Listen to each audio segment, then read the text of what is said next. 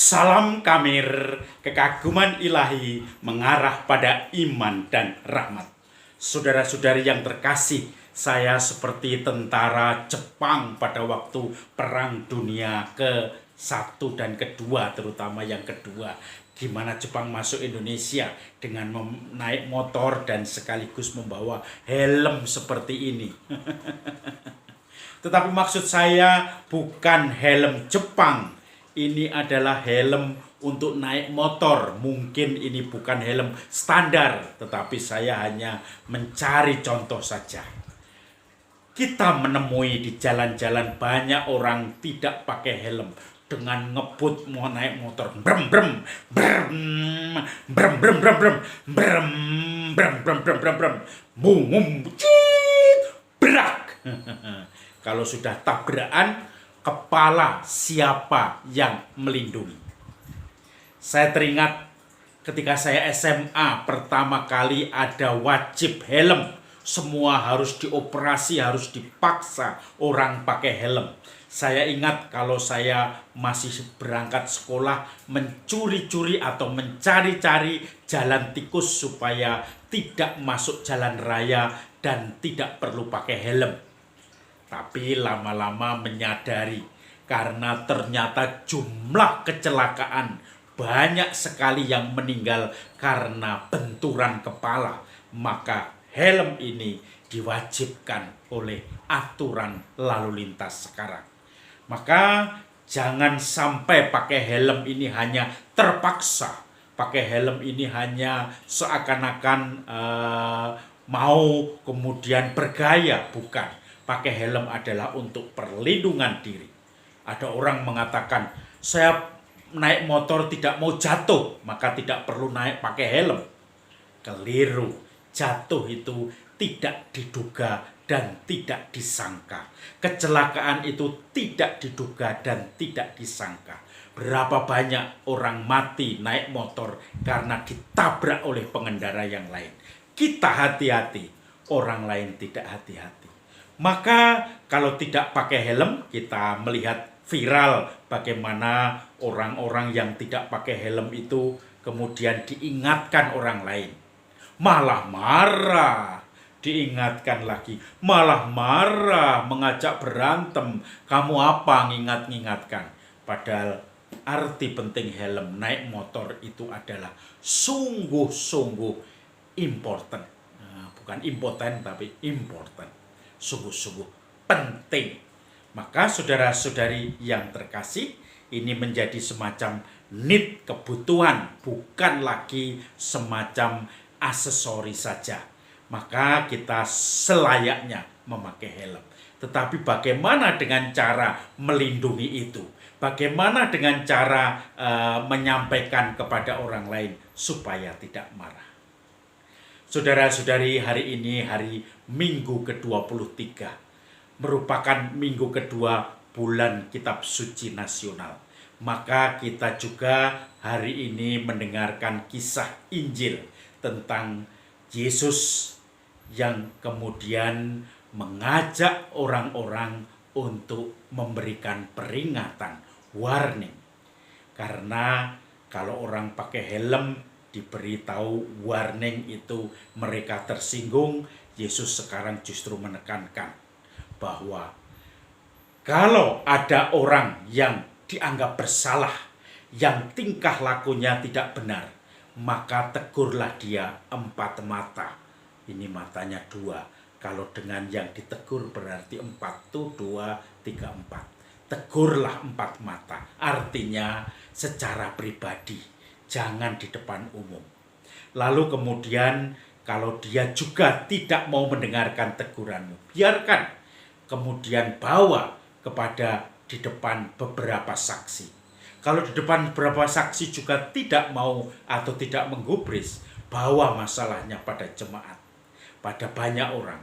Tapi kalau banyak orang pun tidak mau, dia hidupnya seenaknya sendiri, kemudian menyakiti orang lain dan seterusnya, maka kemudian anggaplah dia sebagai orang berdosa, pemungut cukai dan sampah masyarakat. Dan Anda semua sudah menegur, karena nanti akan dipertanyakan bagaimana kamu memperhatikan sesama teman. Ingat, apabila dua atau tiga orang meminta atas namaku, aku akan mengabulkannya. Apa yang kamu ikat di dunia akan terikat di surga. Apa yang kamu lepaskan di dunia akan terlepas di surga. Dan ketika dua atau tiga orang berkumpul atas namaku, aku hadir di tengah-tengahnya. Saudara-saudari yang terkasih, kita bicara tentang menegur. Ini bisa salah-salah balik ke tempat kita sendiri. Kemudian kita yang dikejar-kejar. Maka Yesus hati-hati kalau menegur ya. Dan menegur ini tentu saja untuk zaman konteks sekarang. Zaman sekarang, budaya sekarang, itu tentu saja perlu kita omong dengan secara dewasa satu dengan yang lain. Dua atau tiga orang berkumpul atas namaku di dalam pembicaraan. Kalau hanya membicarakan orang lain, itu artinya, apalagi kejelekan orang lain, artinya itu adalah ngerasani atau gibah. Kemudian yang kedua, kalau membicarakan masa lalu tidak pernah masa depan, itu artinya beban, belum berdamai dengan diri sendiri. Kalau membicarakan tentang mimpi-mimpi ke depan, program-program, sesuatu yang inspiratif bagi kita semua, itulah orang besar yang punya rencana, punya mimpi, punya program. Maka dua atau tiga orang berkumpul atas nama Tuhan, membicarakan sesuatu yang baik di masa depan, membicarakan hal-hal yang saling menguatkan dan membantu untuk mencapai cita-cita. Itu sesuatu yang sungguh-sungguh hebat. Saudara-saudari yang terkasih, saya pernah ditugaskan untuk mendampingi rehabilitasi narkoba di Sentul City, punya Romo Somar, yaitu Yayasan Kedaton Parahita. Mereka atau sistem modul dari pendampingan ini adalah therapeutic community. Itu berasal dari Anonymous Alkoholik. Jadi prinsipnya, mereka yang sudah ketagihan narkoba itu sebetulnya bisa saling mendukung satu dengan yang lain.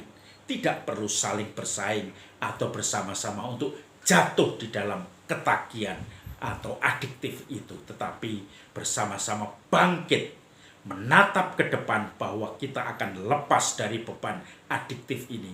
Dan kita akan bersama-sama membangun dunia. Maka saudara-saudari yang terkasih, modelnya adalah satu dengan yang lain itu tinggal bersamaan. Kalau dulu bisa tinggal di rumah masing-masing, kemudian ada pertemuan rutin seminggu sekali atau seminggu 2 kali, dan saling menceritakan perkembangan dari proses perjuangannya untuk lepas dari ketagihan itu. Ada yang kadang jatuh, yang lain menyemangati. Oke, tidak ada yang menghakimi, tetapi kita bangkit bersama. Kamu yang gagal, aku pun ikut gagal. Kamu yang berhasil bergembira, aku ikut bergembira. Kamu yang sedih, aku ikut sedih. Sebagai satu keluarga untuk bangkit bersama. Saudara-saudari yang terkasih, kemudian diberilah jadwal yang agak padat dalam hariannya, sehingga ketika mereka kemudian mengikuti jadwal yang padat itu, setia menghormati kebersamaan itu, maka pelan-pelan mereka pun juga akan berani, bisa mempunyai energi untuk meninggalkan masa lalu demi kebersamaan sebagai keluarga besar. Therapeutic community, terapi bersama komunitas. Kamu bisa, aku bisa. Kita saling mendukung dan saling menguatkan. Itulah 2 atau 3 orang berkumpul atas namaku, maka aku hadir di tengah-tengahnya. Menatap masa depan, yaitu lepas dari ketergantungan. Tentu ini dikatakan bahwa ya itu kan orang yang sudah sakit ketagihan.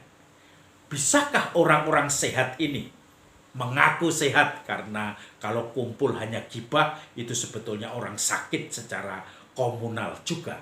Bisakah kita juga membicarakan hal-hal yang bagus sebagai visi dan misi ke depan untuk hidup kita, untuk komunitas kita, untuk keluarga kita, untuk orang-orang yang dipercayakan pada kita. Kalau guru ya untuk sekolah kita, untuk mungkin kantor kita, teamwork kita, untuk keluarga, bagaimana kakak adik keluarga besar ini atau keluarga yang inti kemudian bisa saling mendukung untuk menghadapi semua kesulitan.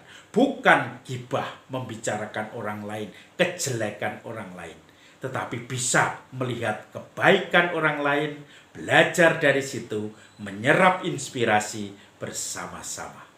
Maka saudara-saudari, jika 2 atau 3 orang berkumpul atas nama Tuhan, Tuhan hadir di tengah-tengahnya untuk mengangkat, untuk menyemangati, untuk membawa segala kegembiraan dan pengharapan.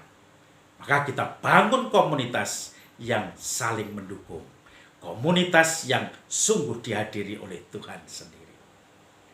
Salam Kamir, kekaguman ilahi mengarah pada iman dan rahmat.